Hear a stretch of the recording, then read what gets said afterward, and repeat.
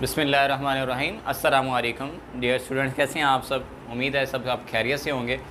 Dear students, जो हमारे पास theorem आता है पेपर के अंदर, इसकी मार्क्स की जो डिवीजन है वो हमने पहले देखनी है कि इसमें मार्क्स किस तरीके से डिवाइड होते हैं।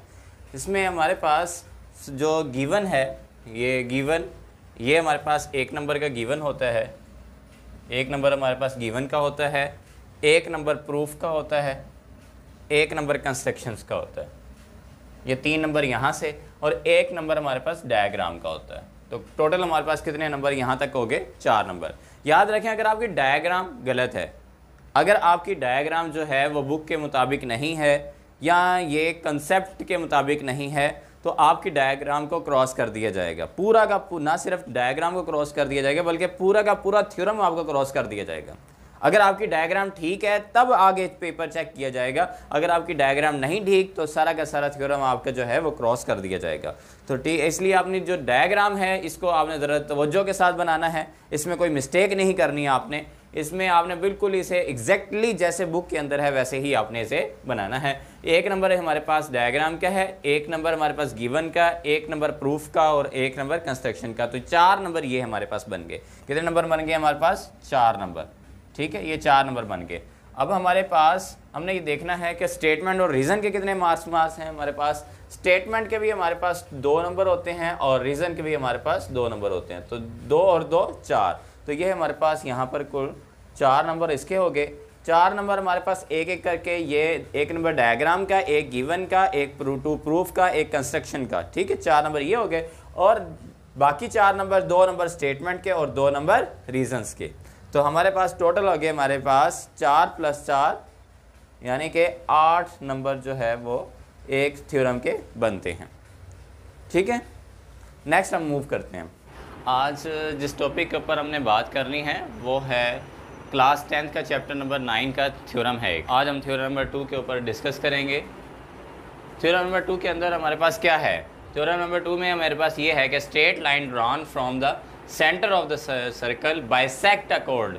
बाइसेक्ट अ कॉर्ड क्यों? एक स्ट्रेट लाइन है हमारे पास जो ड्रान की गई है। कहाँ से ड्रान की गई है? सेंटर ऑफ द सर्कल से, यानी कि सर्कल के सेंटर से एक लाइन ड्रा की गई है और वहाँ किसके ऊपर की हुई है हमारे पास? वो एक कॉर्ड के ऊपर की हुई है।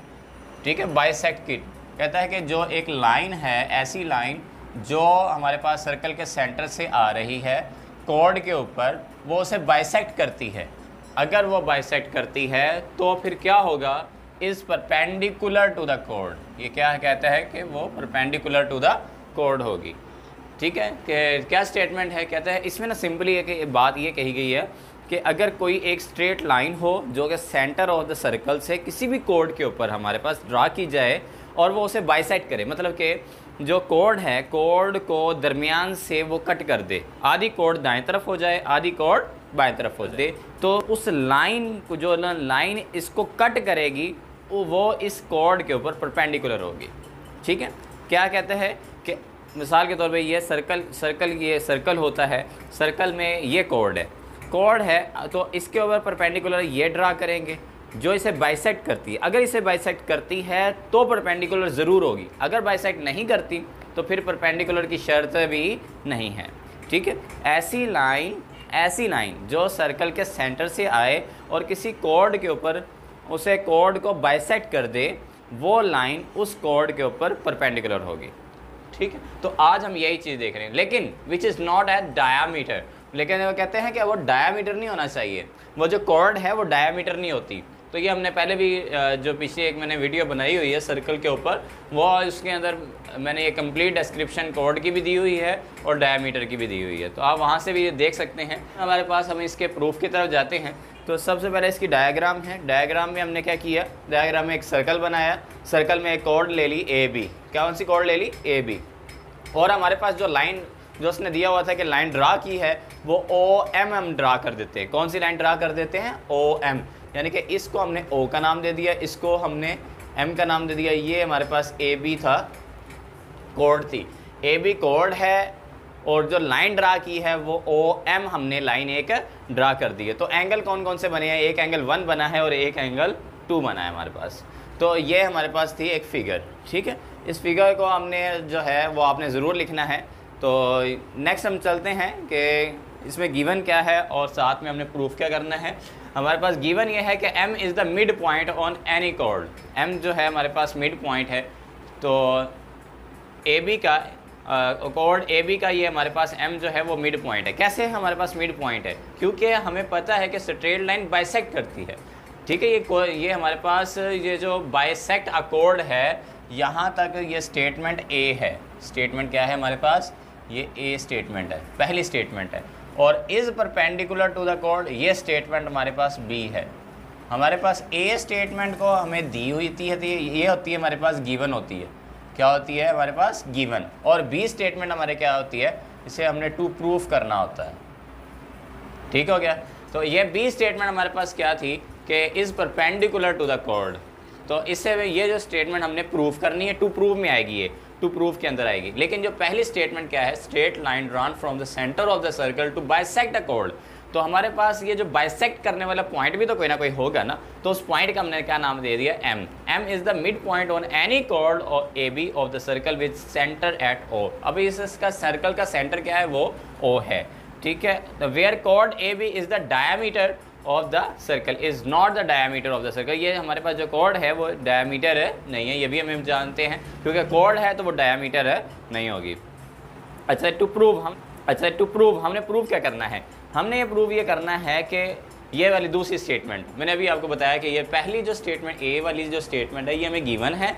B वाली स्टेटमेंट हमने इज़ से लेके कॉर्ड तक लिए, is perpendicular to the chord. हमने बताना जो स्ट्रेट लाइन जो हमने ड्रा की है, कौन सी लाइन हमने ड्रा की थी? हमने OM लाइन ड्रा की है, ठीक है। तो OM लाइन जो है हमने ये साबित करना है, OM line is perpendicular to the chord. ये कॉर्ड AB के ऊपर क्या है? परपेंडिकुलर है। तो ये हमने प्रूव करना है। तो OM is perpendicular to AB, ये चीज़ हमने प्रूव करनी है।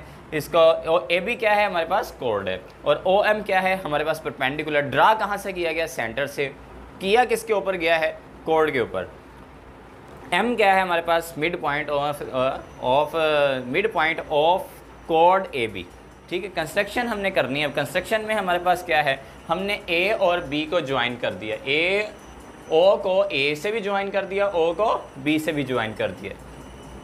तो ज्वाइन कर लिया हमने एक AB दोनों को O के साथ, सेंटर O के साथ। हमारे पास एंगल कौन कौन से बन गए? एक एंगल 1 बना है, एक एंगल 2 बना है। यहाँ हमारे पास A वाली साइड पे एंगल 1 बन गया, B वाली साइड पे एंगल 2 बन गया। तो नेक्स्ट हमारे पास जो है प्रूफ है। प्रूफ में हमारे पास क्या है कि प्रूफ में हमारे पास स्टेटमेंट होती है और रीज़न होती है। स्टेटमेंट में हमारे पास यहाँ पर हमने जो कोई भी एक बात करनी होती है और रीज़न में हमने उसकी कोई ना कोई दलील देनी होती है कि ये बात यूँ है, ठीक है। तो ये हमारे पास स्टेटमेंट और रीज़न को हमने नेक्स्ट देखते हैं कि हमारे पास ट्रायंगल कौन कौन सी बन गई है। ये ट्रायंगल हमारे पास 2 बन गई हैं। ये परपेंडिकुलर ड्रा करने से और ज्वाइनिंग करने से हमारे पास 2 जो है वो ट्रायंगल्स बन गई है। एक ट्रायंगल हमारे पास बनी है OAM और दूसरी ट्रायंगल बन गई हमारे पास OM और इधर B। इधर हमारे पास एंगल बन गया है हमारे पास 1 और इधर एंगल बन गया हमारे पास 2। तो ये दो ट्रायंगल्स बन गई है। कौन कौन सी ट्रायंगल बनी है? OAM और दूसरी ट्रायंगल कौन सी बनी है हमारे पास? OBM, ठीक है। ये 2 ट्रायंगल्स हमारे पास बन गई हैं। अब इन 2 ट्रायंगल्स की करस्पॉन्डिंग हमने लेनी है। तो OA = OB तो होगा। क्यों होगा? क्योंकि हमारे पास ये सर्कल है। सर्कल के अंदर कोई भी जितने भी रेडियस होते हैं वो हमारे पास सेम होते हैं। ये हमने स्टेटमेंट हमने सर्कल वाले जो हमारे पास वीडियो थी उसके अंदर हमने ये पढ़ लिया है कि जितने भी हमारे पास सर्कल के रेडियस होते हैं वो सारे के सारे इक्वल इन लेंथ होते हैं, वो सारे के सारे बराबर होते हैं। चूँकि हमारे पास OA और OB भी है, यहाँ पर क्या है हमारे पास? यहाँ पर ये दोनों के दोनों रेडियस हैं। किस सर्कल के? ये जो हमने ड्रा किया हुआ है इस सर्कल के OA और OB हमारे पास क्या है? रेडियस हैं। तो रेडियस चूँकि हमारे पास हर सर्कल के तमाम रेडियस बराबर होते हैं, OA और OB भी हमारे पास क्या होंगे? ये बराबर होंगे, radii of the same circle. ये हमने इसकी जो है वो रीज़न दे दी है। अच्छा, नेक्स्ट हमारे पास है AM और BM भी आपस में बराबर है। ये कैसे है? AM और BM कैसे बराबर हो गए? क्योंकि हमारे पास गिवन है कि जो M है, M is the mid point है।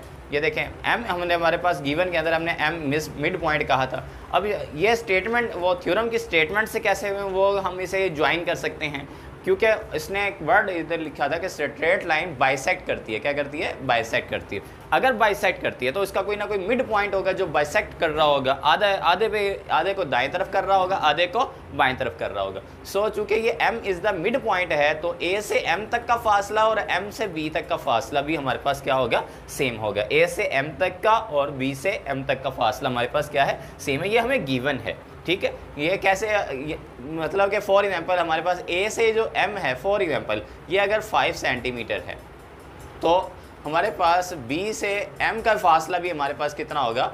5 सेंटीमीटर होगा, ठीक है। ये मतलब क्या है? ये दोनों हमारे पास सेम हैं, ठीक है। ये हमारे पास गिवन भी था, इस लिहाज से हमारे पास ये दोनों सेम है। अच्छा, किसी भी दो ट्राइंगल्स को आपस में अगर आपने इक्वल करना है तो हम कहते हैं कि ये दो ट्राइंगल्स आपस में इक्वल हैं, तो उन दो ट्राइंगल्स के इक्वलिटी होने के लिए दो कंडीशन का होना हमारे लिए मस्ट है।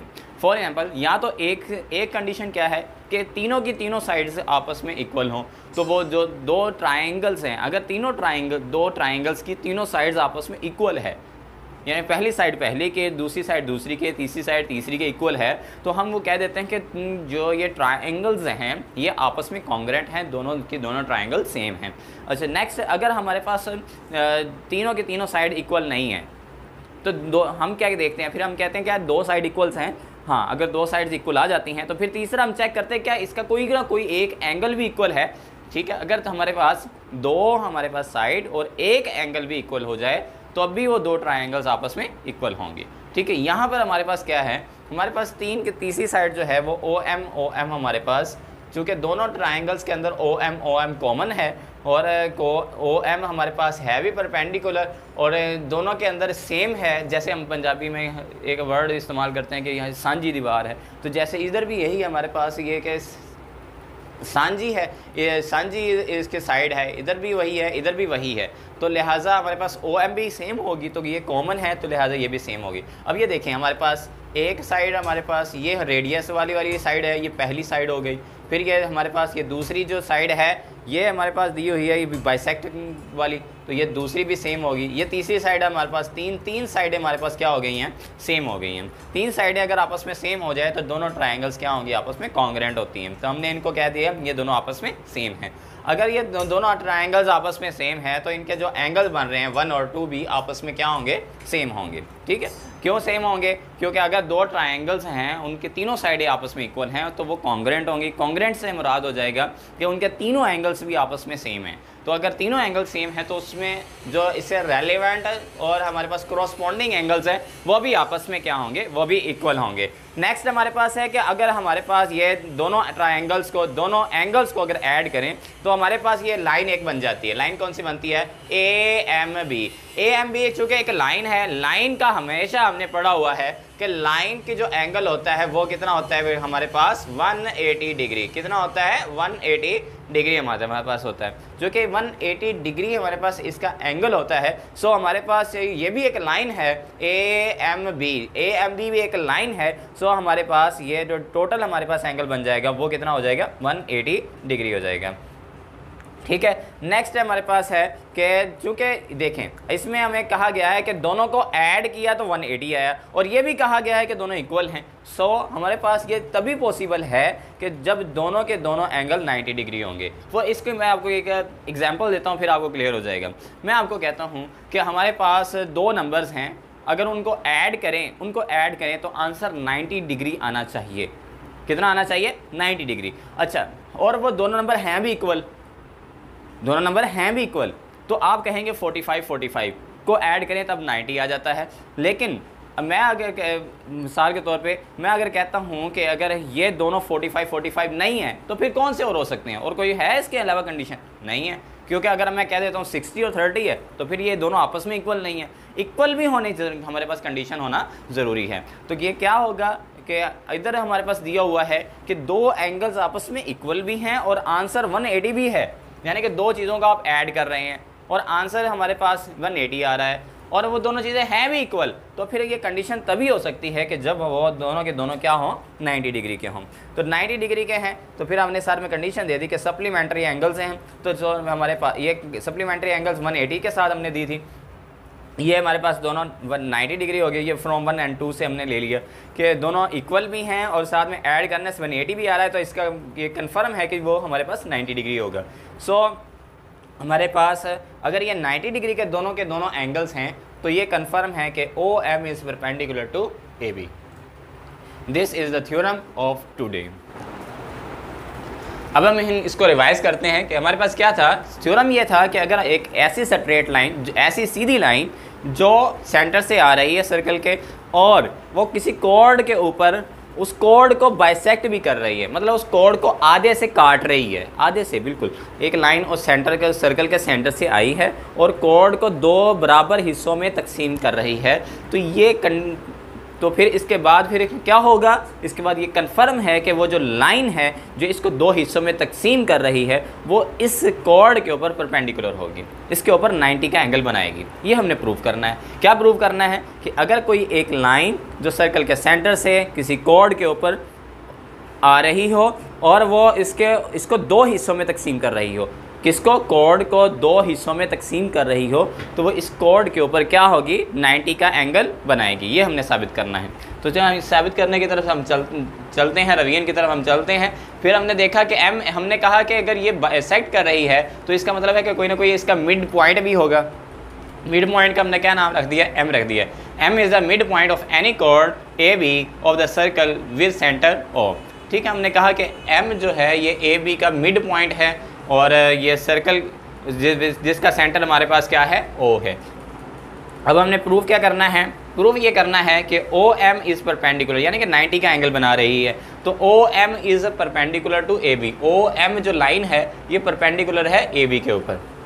अब ज्वाइन कर देते हैं, A को हमने A और B को दोनों को हमने A को और B को दोनों को हमने O से ज्वाइन कर दिया। अब हमारे पास एंगल कौन से बन गए, एंगल 1 और 2 हमने इसका नाम दे दिया कि फॉर एग्जाम्पल ये 90 का एंगल नहीं है बल्कि कोई और एंगल है। हम कहते हैं कि ये जो एंगल्स है ये कोई और एंगल्स हैं, ये 90 के नहीं हैं। हमने इसको 1 और 2 का नाम दे दिया।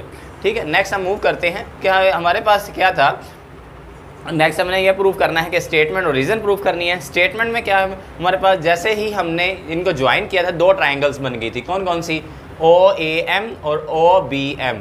ठीक है, दो OAM और OBM 2 ट्राइंगल्स हमारे पास बन गई थी। हमने इसकी क्रॉसपोंडेंस लेंगे तो हम देखते हैं कि फर्स्ट ऑफ ऑल हमने ये देखना चाह रहे हैं कि OA और OB हमारा जो है वो सेम है। ये कैसे हमें पता चल गया कि OA और OB हमारे पास सेम है, क्योंकि ये रेडियाई हैं, ये सर्कल के रेडियाई हैं, मतलब रेडियस है। अगर आप देखें O से ये सर्कल के सेंटर से सर्कल तक का फासला हमारे पास क्या होता है, ये रेडियस ही तो होता है। तो ये रेडियस हमारे पास क्या है, हमारे पास चूँकि ये दोनों रेडियाई हैं, सर्कल के दोनों रेडियस हैं, सो ये आपस में क्या होंगे, इक्वल होंगे।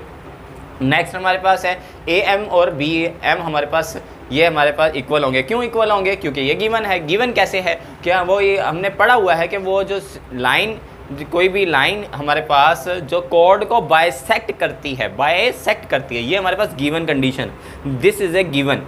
तो हमारे पास बाइसेक्ट वाला पॉइंट हमने क्या ले लिया था, M ले लिया था। सो चूँकि ये दरमियान में काट रहा है, बाइसेक्ट कर रहा है, 2 हिस्सों में तकसीम कर रहा है, सो A से M तक का और M से B तक का फासला क्या होगा, सेम होगा। तो AM और BM आपस में इक्वल हो जाएंगे। सो नेक्स्ट है हमारे पास OM और OM, चूँकि ये सांझी है, मतलब कि दोनों में एक ही है, कॉमन है, चूँकि ये वाली साइड, लिहाजा ये दोनों भी, ये वाली साइड भी क्या होगी, OM साइड कौन सी ट्राइंगल की, OAM साइड की, और OM साइड OBM ट्राइंगल की, ये दोनों आपस में सेम होगी चूँकि ये कॉमन है। अब ये 3 साइड अगर आपस में हमारे पास 3 साइडें किसी भी ट्राइंगल्स की आपस में सेम हो जाएं तो दोनों ट्राइंगल्स आपस में क्या होती हैं, कॉन्ग्रेंट होती हैं। तो ये हमने कह दिया ये कॉन्ग्रेंट हैं, तो ये आपस में इक्वल हैं। सो इसके एंगल्स भी आप, चूँकि ये कॉन्ग्रेंट हो गई हैं, सो इनके एंगल्स भी आपस में क्या होंगे, सेम होंगे। एंगल 1 और एंगल 2 भी हमारे पास सेम होगा।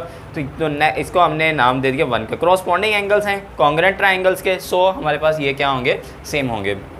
नेक्स्ट हमारे पास इनको अगर ऐड करें, इनको अगर हम क्या करें, ऐड करें, तो हमारे पास AMB आता है, यानी कि एक लाइन आती है AMB। एक लाइन का हमारे पास हम जानते भी हैं कि एक लाइन का जो एंगल होता है वो कितना होता है, 180 डिग्री होता है। अब चूँकि ये सप्लीमेंट्री एंगल्स होते हैं, चूँकि ये दोनों सप्लीमेंट्री एंगल्स हैं, इनको ऐड करने से 180 होता है। सो हम जो ऐसे दो एंगल जिनको ऐड करने से 180 भी आ रहा है और वो दोनों आपस में इक्वल भी हैं, तो फिर ये एक ही कंडीशन पॉसिबिलिटी है कि वो 90 डिग्री के होंगे। तो 90 डिग्री के होंगे। तो यही चीज़ तो हमने प्रूफ करनी थी कि हमारे पास ये दो एंगल्स हैं, ये 90 के हैं। यानी कि अगर ये 90 प्रूव हो जाता है तो इसका मतलब क्या था, इसका मतलब ये है कि OMAB के ऊपर हमारे पास परपेंडिकुलर है। डेट यहाँ पर हमने इसे प्रूव कर दिया। ये हमारा आज का टॉपिक था जो हमने अब कर लिया है। नेक्स्ट इंशाल्लाह ताला हम थ्योरम नंबर 3 लेकर आएंगे जो बिल्कुल इसका कन्वर्स है, इसका उलट है। ठीक है, इसमें क्या हमने किया है, इसमें हमने ये देखा है कि अगर कोई लाइन है, एक लाइन है, वो किसी कोड को हमारे पास बाइसेक्ट करती है, दो हिस्सों में तोड़ देती है, तो वो उस लाइन, तो उस कोड के ऊपर वो जो लाइन है इस कोड के ऊपर परपेंडिकुलर होगी। नेक्स्ट में हमने क्या करना है, थ्योरम नंबर 3 के अंदर हमने ये देखना है कि अगर एक लाइन परपेंडिकुलर है, यानी कि इसकी बी स्टेटमेंट कि इसके परपेंडिकुलर है, तो वो यकीनन बात है कि इस कोड को वो दरमियान से बाइसेक्ट कर देगी। ठीक है, बिल्कुल इसका उलट है। थैंक यू वेरी मच, आपका बहुत बहुत शुक्रिया, आपने ये वीडियो देखी है। हमारा चैनल ज़रूर सब्सक्राइब कीजिए और साथ में हमारे बेल आइकन को भी प्रेस कर दीजिए ताकि हर आने वाली वीडियो से आप बाखबर रहें। Thank you very much. अस्सलाम।